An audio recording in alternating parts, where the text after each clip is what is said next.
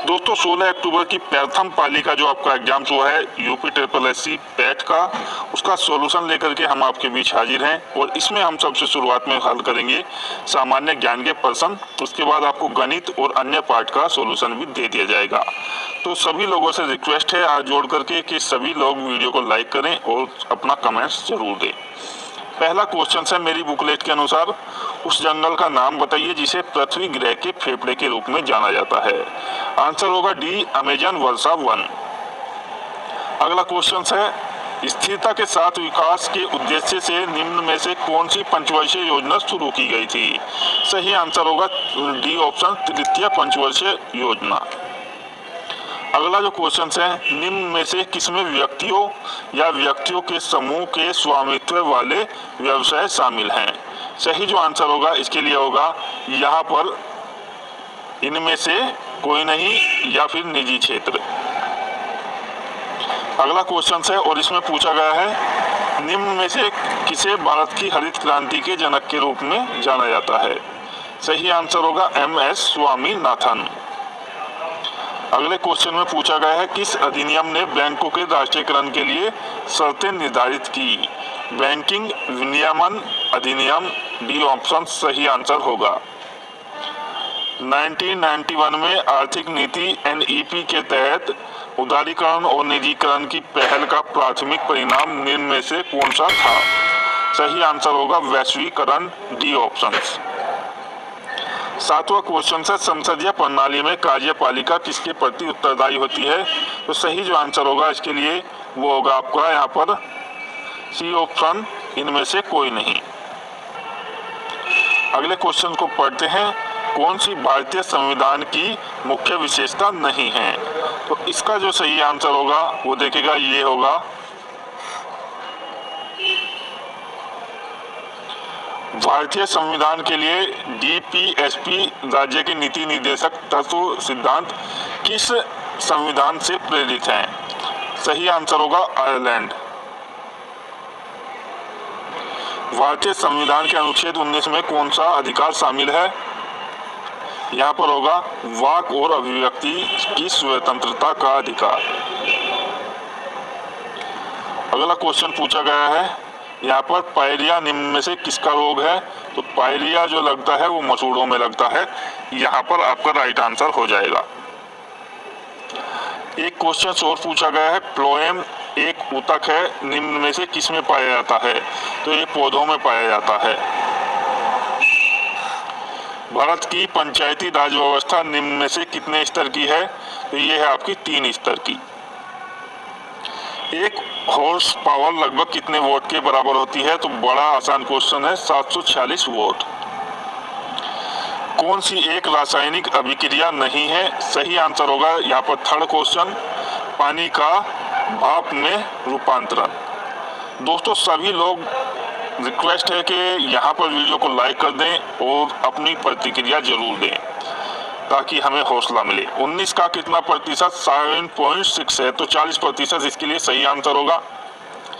60 से 80 के बीच की सभी अभाज्य संख्याएं जो हैं, देखिएगा यहाँ पर जीके के क्वेश्चन की ओर बढ़ते हैं क्योंकि ये जो क्वेश्चन है उनका सॉल्यूशन हमने कर लिया है और आपको ये अगले वीडियो में बता दिया जाएगा क्योंकि काम से वो जीके को देखना चाहते हैं। पहले द अनामलाई जीड टेल नाम की जो आपकी डैमजल फ्लाई की ये नई प्रजाति है, खोज किस राज्य ने की थी।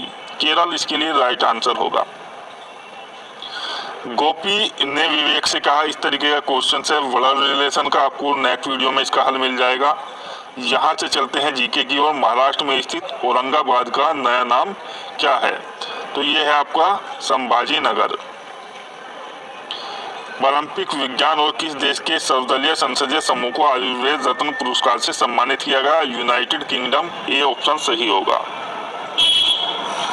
INS तरकस ने लाल सागर में नौसेना के जहाजों को जो है यहाँ पर समुद्री साझा अभ्यास किया। तो ये है आपका सूडान, डी ऑप्शन।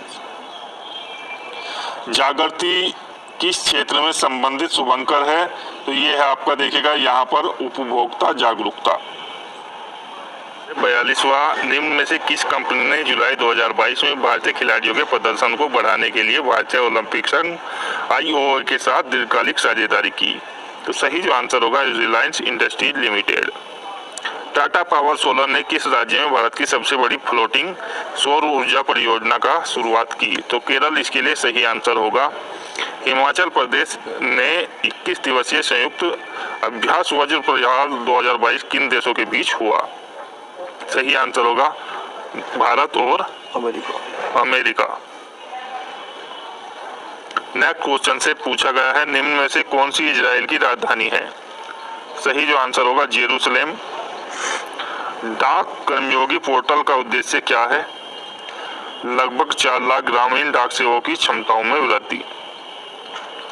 जुलाई 2022 में कॉफी बोर्ड कॉफी फसलों की जलवायु प्रतिरोधी किस्मों को विकसित करने के लिए किसके साथ समझौता ज्ञापन हस्ताक्षर किए? इसरो। निम्न में से कौन सा देश भारत के साथ सबसे लंबी अंतर्राष्ट्रीय सीमा साझा करता है? बांग्लादेश।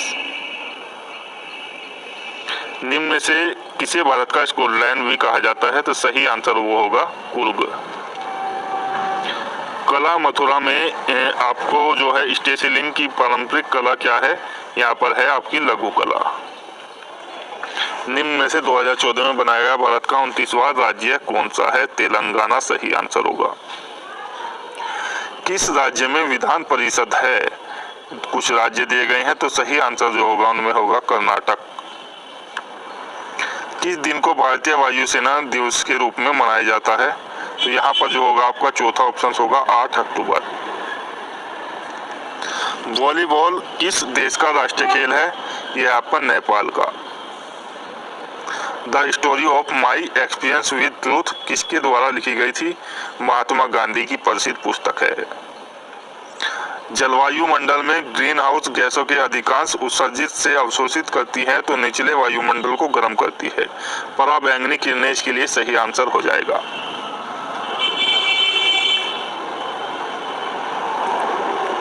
देखिएगा आगे के जो क्वेश्चन है उससे पहले आप सभी लोग वीडियो को लाइक कर दें, और हम पहुंच रहे हैं सामान्य ज्ञान के क्वेश्चन की ओर। तो ये 87 पर आकर के फिर से सामान्य ज्ञान के क्वेश्चन शुरू है। किस सेना की ताकत जो है छापामारी यानी कि गुरिल्ला रणनीति थी? तो मराठा इसके लिए सही आंसर हो जाएगा। हड़प्पा के दौरान डांसिंग गर्ल नर्तकी की कांस्य प्रतिमा बनाने के लिए किस तकनीकी का इस्तेमाल किया गया? तो इसमें लकड़ी की नक्काशी, डी ऑप्शन आपका हो जाएगा। गौतम बुद्ध ने ज्ञान किस नदी के पास में प्राप्त किया? निरंजना इसके लिए सही आंसर होगा।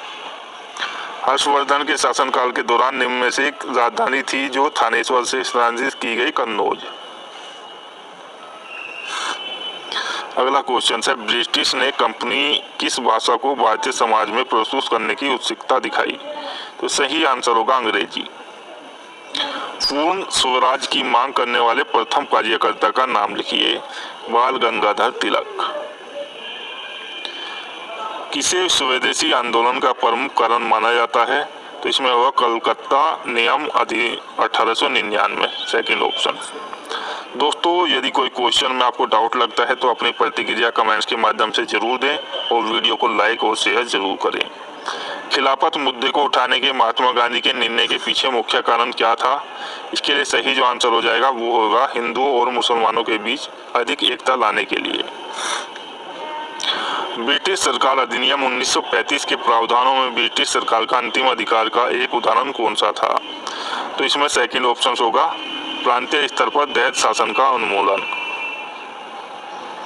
फॉरवर्ड ब्लॉक की स्थापना किसके द्वारा की गई? सुभाष चंद्र बोस।